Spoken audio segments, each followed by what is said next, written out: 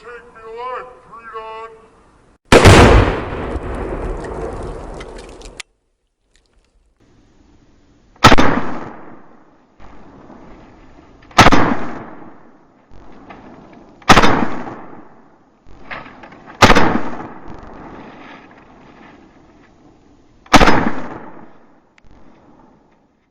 Today I'm out at the local range to give you guys and gals a closer look at the pre-ban 1983 Ruger Mini-14 folder. So let's take it over to the bench so we can do just that.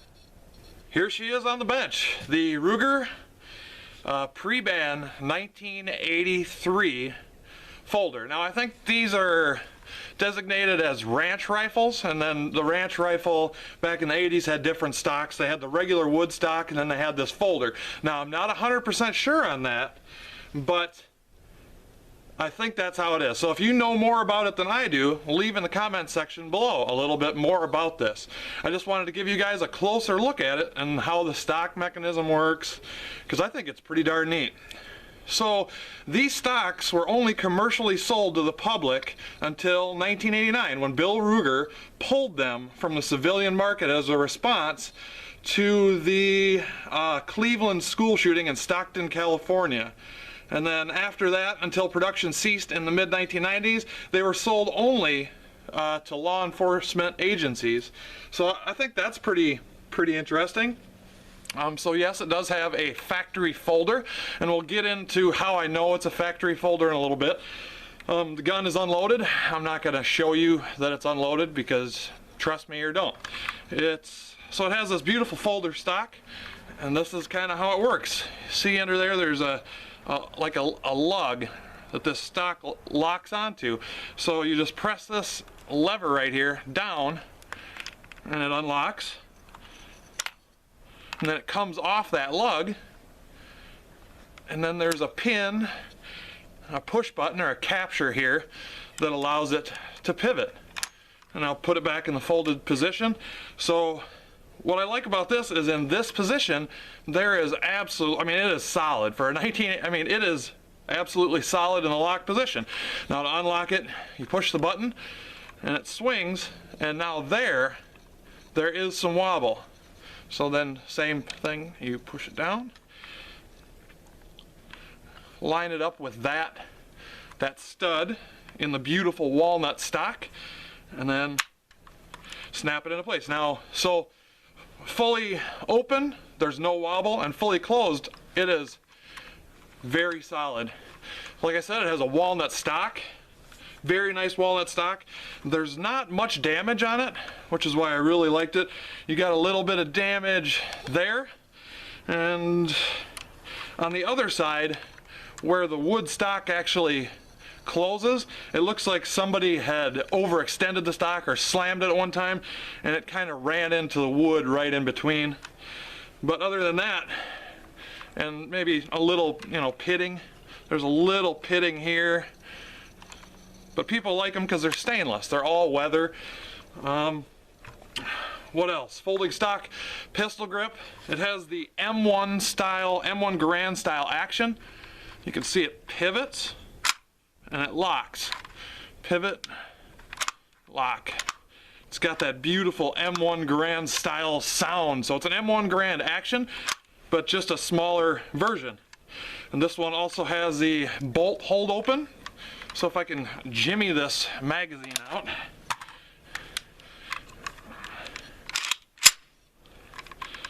so you pull it back, push the button, release, holds the magazine open, it holds the bolt open, and then you put a fresh magazine in, and that's all there is to it. It has a adjustable rear sight there, so you just put your tool or a bullet in here and crank it, and that's for windage.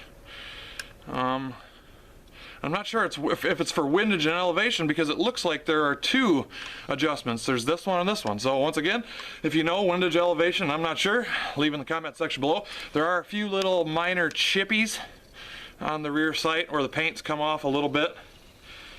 The disassembly is absolutely amazing how this gun comes apart, and I'm not much of a Ruger fan, I'm going to tell you that right off the bat, but the way these rifles were built, produced, this thing is a tank. It weighs like 7 pounds, but it is extremely accurate. Now, I know a lot of people are going to tell me that they're not extremely accurate because of the pencil barrel. Once it starts to heat up, it'll start to droop a little bit, and then you'll get some accuracy issues. But in my experience so far, this thing is a tack driver. I mean, wherever I'm aiming, those rounds are going. It has your just front blade sight there. I'm not sure the barrel length. I think it's a 1 and 9 left-hand twist barrel. There's your standard blade front sight, and it has a sling swivel up front and then a sling swivel in the rear. Now these older guns, these older folders, usually this one is missing, so I'm really lucky to be able to have this one. It came out of the factory with a standard 5-round magazine, and what a lot of people do is, since they like these folders so much, is you can buy these folders online, just the folding stock, and then you can take, say, an updated version of the ranch rifle and then just drop the gun into the chassis, the gun into the chassis there. And how you can tell if it's an original folder with the original gun is right here. This sling swivel is on the side of the gas block. Now if you see one where the stud is on the bottom here, that's not an original gun for that chassis or for that stock system. Another cool thing is it is a piston gun. It's a gas operated self-cleaning piston, so it just moves, blows that bolt back, and it is 100% reliable. That's what makes these guns so sought after, and the stock, of course, because they're banned. This is a 1983. The safety here, that's safe. Back is safe. Forward's fire. I really like the safety on these. They're rock and lock magazines, so it's got an AK style mag release. You grab it and rock it forward and pull it out. And this magazine that came with it is kind of finicky because this is not the original Ruger magazine. And if you have a ranch rifle or a Mini-14, you know that you want Ruger mags for it. You don't want to waste your money on some aftermarket mags for it. You just want to just spend the money, get the Ruger mags, and be done with it. So back in the 80s, these shipped with 5-round magazines. I've always wanted one of these. So now we'll get into, besides the sling swivel, how you can tell that this is an original gun. I was really kind of worried about it, other than the sling swivel thing. What I like about Ruger is they have a serial number check on their website, and you can go on their website, put your serial number into the website, and it'll tell you how it left the factory. You can go one step further and get an authentication form, and then print that form off, put your serial number on that form, $10 money order in an envelope, and send it off to Ruger, and then Ruger will send you back a letter of authenticity, which is highly sought after. It's really neat that Ruger still does that. And so once I got this off Gunbroker. I've been looking at them for a long time. A lot of them have been going for over $2,000, which back in the 80s they sold for, you know, $350, which was still a chunk of change then. But it's just a awesome machine. And it's kind of crazy that this stock is worth more than the gun right now. If you go to Gunbroker or eBay or wherever, you can find these Ruger Mini-14 stocks for $800-900. So that's over 3/4 the price of the gun, essentially. And then, you know, you can buy a Ruger Mini-14, a new one, like a ranch rifle, and you can buy one for $800-900 right now, brand new. And this is how they were. So it's crazy that these stocks are so sought after nowadays for the full auto version of this, the ACC 5.56 or whatever it is with a shorter barrel. It's really interesting. So I don't think The takedown is also another Ruger interesting item. You take the pistol grip off with this screw here. You just take the pistol grip off, and then there's a hole right underneath that pistol grip, and you just stick a punch in there and then pry up on the trigger guard, and then that opens and then the trigger group comes out. Whoops, sorry guys, didn't mean to jostle you there. Pull up on the trigger group, that comes, or the trigger guard, and then the trigger group comes out. And then from there, this comes out, this comes off. It's just a very, very simple way of field stripping, and it makes it really, really easy. And there's a self-contained piston in there, gas operated piston, blows it back, and that's it. So if you guys have any comments or questions, or you have anything to say about this beautiful piece of stainless and wood, I'd appreciate it if you'd teach me some stuff and leave some comments down in the comment section below. So now I'm going to turn the camera around and show you the letter of authenticity.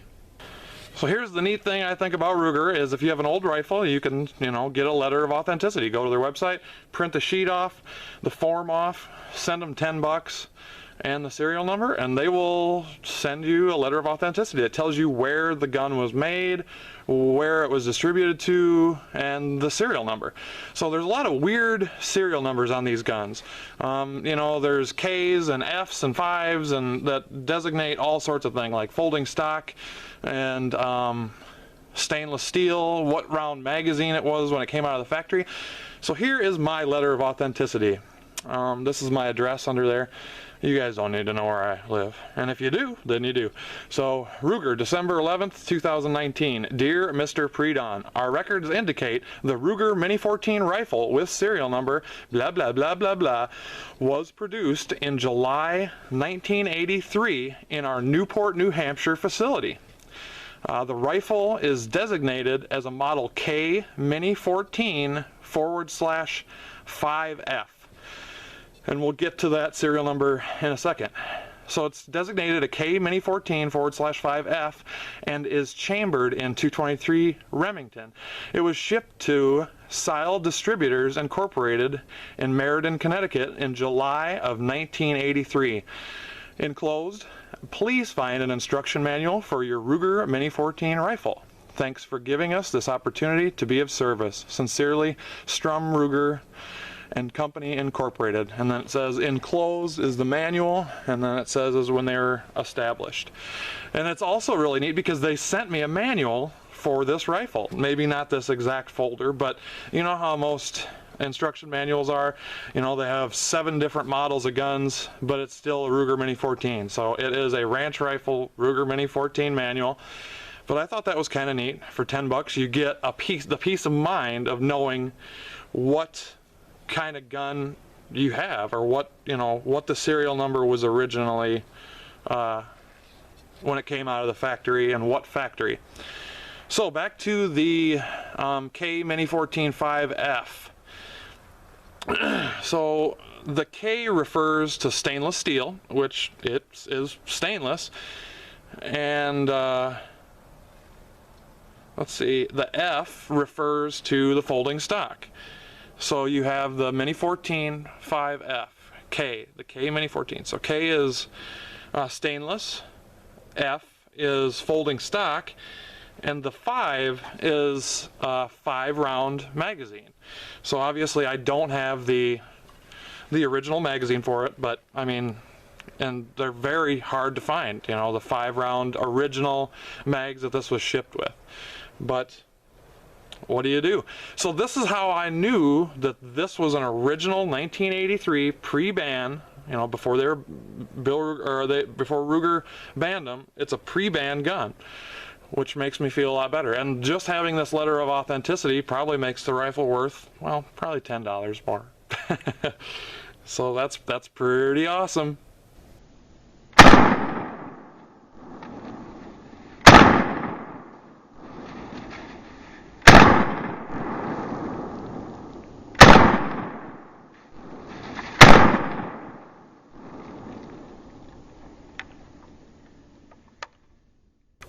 I hope you guys and gals at home learned a little bit about these pre-ban Ruger Mini-14s, because I know along the road I certainly have. And if you have anything that I didn't put in this video, leave in the comment section below so we both can learn together.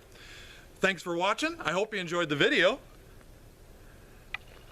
and we'll see you next time.